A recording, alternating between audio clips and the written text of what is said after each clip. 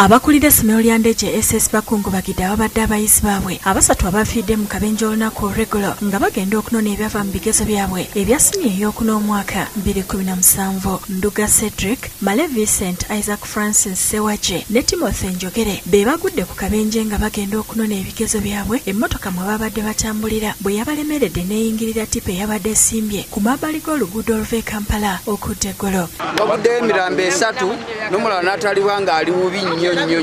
Omukulu w'essomero lino Dr. Charles Kayihiza asaasidde ab'enganda z'abayizi bano olw'ekikangabwa kye baatuuseeko. Ayongedde n'atangaaza ne ku mwana owookuna eyabadde alowoozebwa okuba nti naye afudde n'agamba nti ono yabadde azirise buzirisi. Wabaddewo amawulire agasaasaanyizibwa ku social media nti naye yafudde naye tannafa, ali mu ddwaliro e Nakasero naye nga ali abasawo kye bayita induced coma. Bo abasomesa n'abayizi basangiddwa mu kiyongobero ku ssomero era nga banyoleddwa olw'okuviibwako bannaabwe. Tulina okunyolwa okungi olw'okuviibwako abaana baffe abafiiridde mu kabenje ako nga bajja okukima results zaabwe. Bonna abafudde nali nsomesaako basatu, Ssewaggye, Njogera Timothy yakyaliwo ne Male Vincent. Naye kyemanyi buli kimu kibawo lwa nsonga era buli omu Mukama yamutegekera entuuko ye, kiba kyatuuseewo yasazeewo. Bo abasomesa ba Ndejje SS nga bakulembeddwa Kent Sekimuli bategeezezza nti abagenzi ebigezo byabadde bagenza okunona babiyise.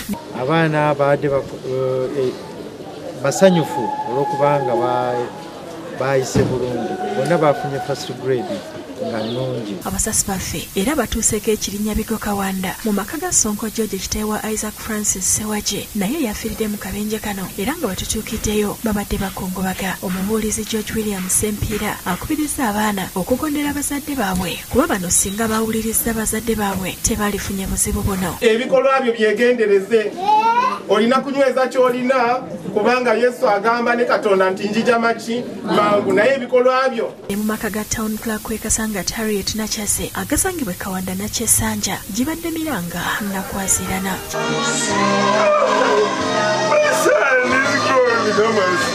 Kitaawe w'omugenzi Charles Kauma azirise olwa mutabani we okumufaako mu ngeri eno.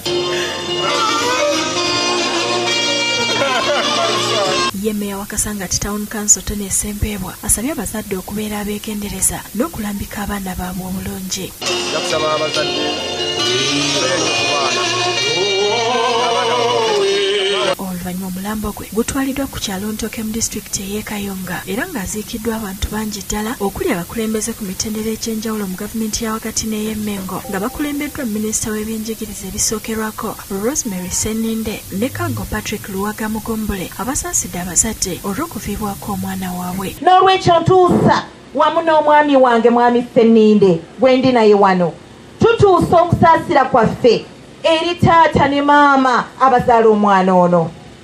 Twagala okwebaza Mukama eyamubawanga ekirabo naye ebya Mukama byo tebiwakanyizibwa. Kitaawe w'omugenzi ayogedde nga bamuwaniridde n'atangaza ku bize biyitiŋŋana nti bwe bawadde omwana emmotoka n'agamba nti si kituufu era n'asaba ab'obuyinza okunoonyereza kuwa gye bajja emmotoka eyabatuze. Omwana twamuwadde emmotoka, amawulire gagamba nti abazadde bakoze ensobi ne bawa omwana emmotoka. Twawadde n'emmotoka zabaddewo waka, emmotoka 2. Maama wa mutabani n'amugamba ngenda kusooka ngenda enkole ngenda kujja nkutwale. Newunyeza nnyo okulaba nga maama wankubira essimu ng'angamba nti omwana waffe afudde. I've lost a friend, I've lost a son, I've lost a friend, I've lost everything. Oluvannyuma abayizi banna okuva e Ndejje basitudde omulambo okugwolekeza e Magombe n'agalamizibwa ku bijja bya bajjajjabe.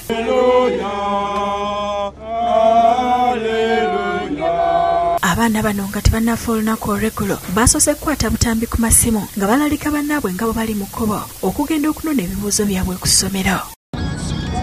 Kyakiganye Tujja Ndejje. asabye gwe setagakulaga.